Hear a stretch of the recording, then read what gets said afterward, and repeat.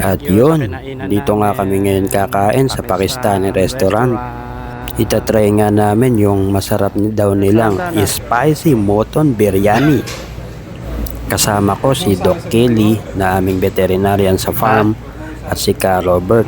Sige, tatanggalin natin. Kaya ngayong bagong sweldo at Friday off naman, subukan naman namin kumain dito sa Pakistani restaurant kung okay ba talaga, masarap ba talaga yung kanilang pinagmamalaking spicy mutton barbecue, mutton biryani.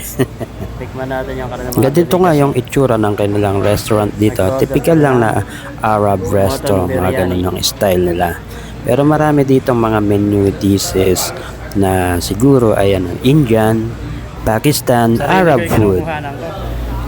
At ito nga, kasama ko rin si Ka Robert na ayaw magpakita sa camera. Shy type din naman kasi tayo. Low-key lang kung baga. Guys. At ito na nga ang ating spicy mutton biryani. Yan, daming ibinigay na sibuyas at saka cucumber. Ito na, malalaan na natin kung spicy ba talaga, kung ating mga almoranas pa ay mananakit. At ito nga, nung kumain naman kami ay hindi naman nabigo ang aming mga almoranas. Pati yung bibig namin ay talagang naanghangan, kaya namumula. Kaya bumili kami ng gatas pangontra sa anghang. Thank you sa panonood. Bye-bye!